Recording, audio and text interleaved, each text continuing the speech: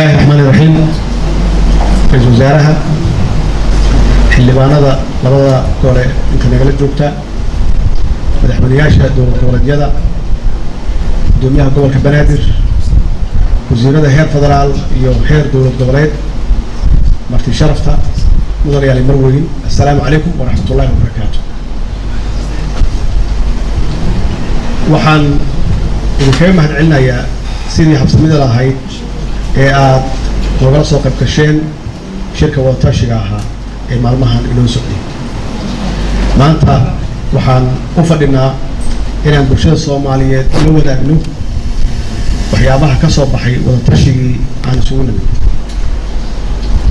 waxaan isugu nimid inaan tashano, waxaan isugu nimid inaan mas'uuliyadda iyo xilka ay nasaaran oo ummadda naga sugayaan aan u fulino ama u gudano si waafaqsan danaha dalka dadka iyo diinta. marxaladda aan haatan aan ku sugannahay inooma saamaxayso kala qaybsanaan, kalsooni darro iyo kala shaki. dalkani maanta wuxuu nooga baahan yahay badbaado. dadkeedna waxay naga dhowrayaan ama naga sugayaan inaan ku hogaamino waddo saxa. sidaas darteed waxaan ku heshiinay inaan isu tanaasulno, waxaan ku heshiinay inaan is-aaminno oo aan ka wada shaqayno sidii loo ciribtiri lahaa kuwa shacabkeenna maalin walba xasuuqaya oo ay ugu dambeysay falalkii bahalnimada lahaa ee waxashimada lahayd ay ka geysteen Zoobe iyo Naasahlood. musiibadaani waxay soo jirtay muddo 10 sano ah. sanad walba iyo maalin walba bil walbana waxay naga leynayeen ama naga xasuuqayeen shacabkeen iyagoo dhan marna u abayeelin inuu shacabkaasi ay yihiin dad shaqaalaha iyo dowlad. waxay muujisay inay cadow ku yihiin shacabka Soomaaliyeed guud ahaan. waxay naga laayeen dad aad iyo aad u fara badan.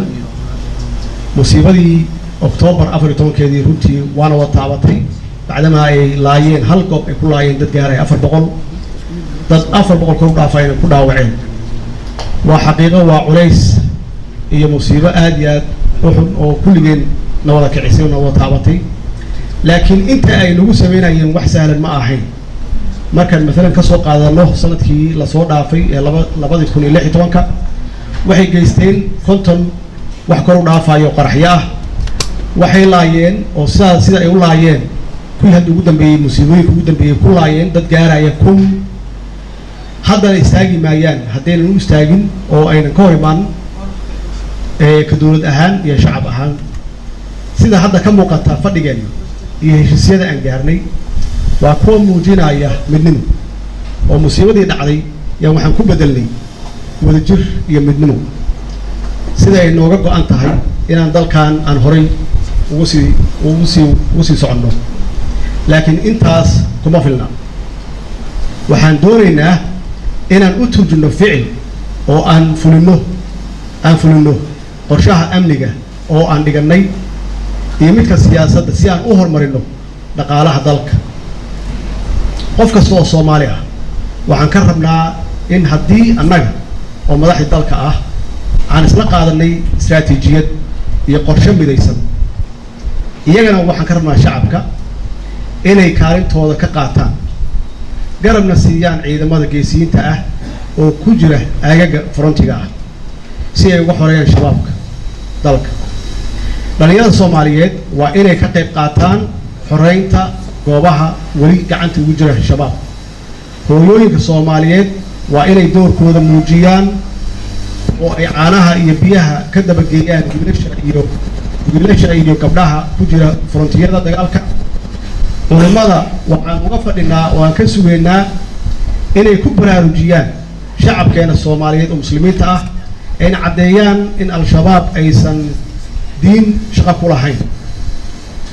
abwaaniinta iyo suugaanada ama fanaaniinta waxaan ka rabnaa inay bulshada guwaabiyaan.